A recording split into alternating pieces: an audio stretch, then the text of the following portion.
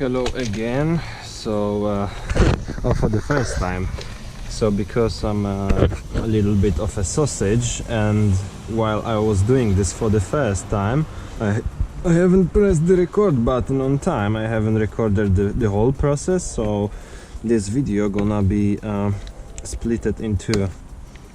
So basically I'm gonna show you guys again how to do it.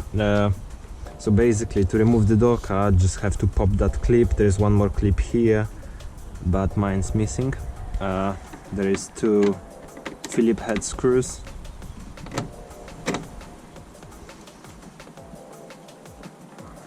One out. One out.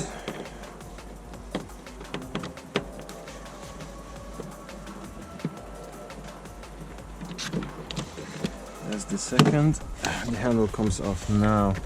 You have to lock the doors. There's one screw here holding the door lock or door handle, actually. One small one. Now you have to remove that plastic. Okay. And there's one final screw, I think, just behind that plastic here. Yep. Last one.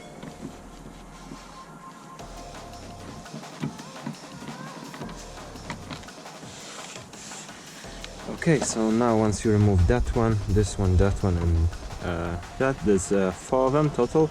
You can pull the doors. There's only clips holding the door card. Yeah. This goes up and the door card is removed. So, as you can see, I have already door card fitted. I mean the motor kit, window motor fitted. So I'm just gonna go over what I've done. This rail here, it's exactly same on Mark 1 and on Mark 2. This one, that's 2 bolts here. This slider, it's slightly different. So I had to re-drill one hole exactly here in that place. And the bottom fits exactly same like the original one. The only difference is those nuts are I think 10 or 12 mil, and mine from Mark 1 were 14s.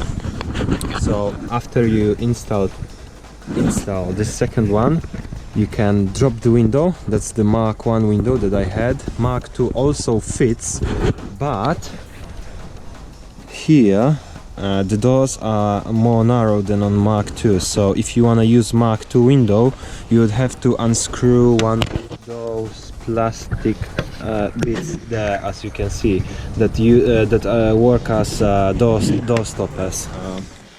Once you installed this slider, because as I said, this one you don't have to remove, you can just throw the window inside those two, and once you have it, you can attach the window to the Mark II holder. So to do that, you just have to put the ignition on,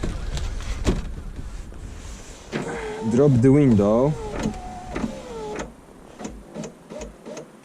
just enough so you can see this hole and that hole. There is third one that's supposed to be holding the window here, but because they don't align, I didn't bother re-drilling the third hole, because this one is quite secure anyway. So you just put 2 bolts through, 1 and 2 here, and the last thing that you have to do is just to place the motors. So originally my Mark 1 came with electric motor, which was bolted here using those 3 holes.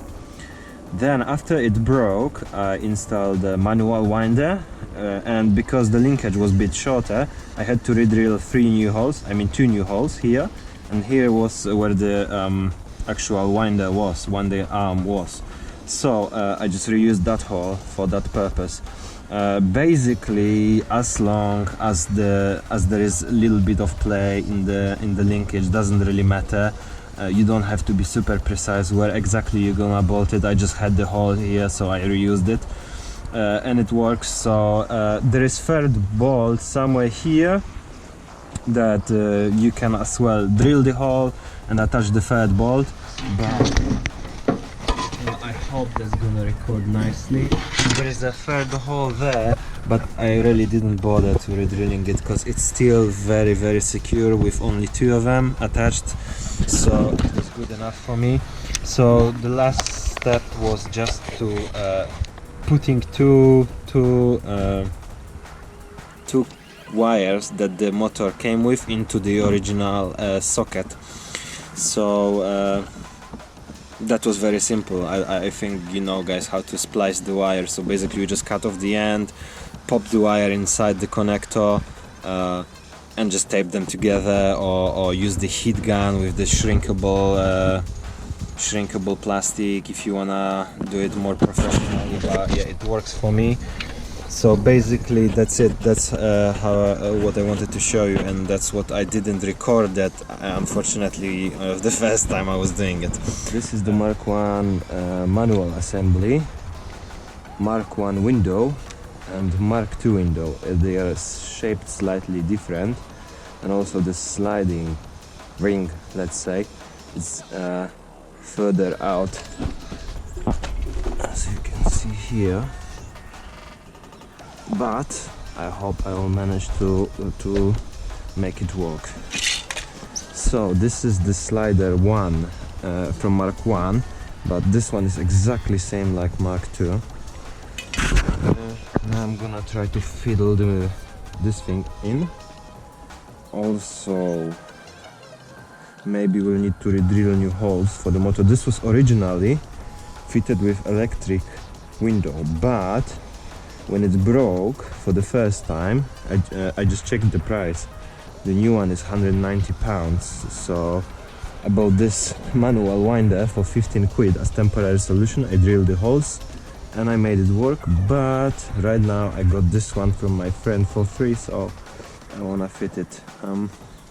I got the buttons in the console because, as I said, it was already from the factory with electric windows. Also have the connector here, which is easy. I got that wire which is already spliced in, which is very nice. And then yeah, let's try to do it. So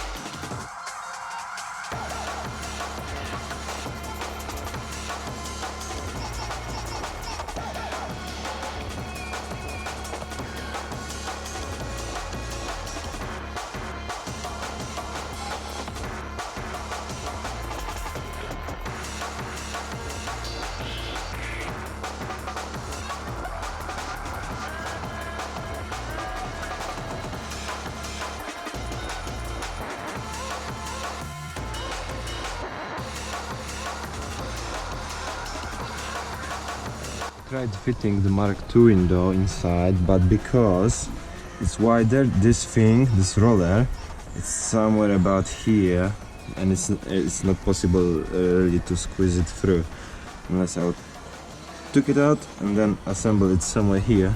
But I'm gonna first try to make it work with Mark 1 window, because it just looks simpler.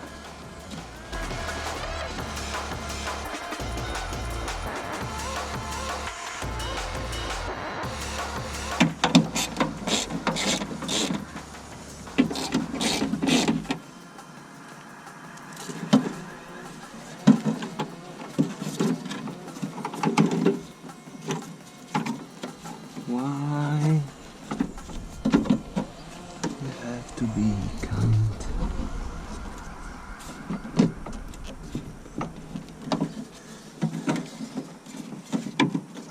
Okay, let's see how it's gonna work with 2 out of 3. Fuck it.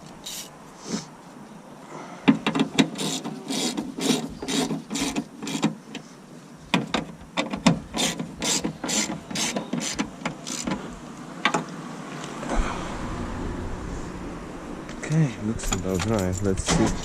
Whoops.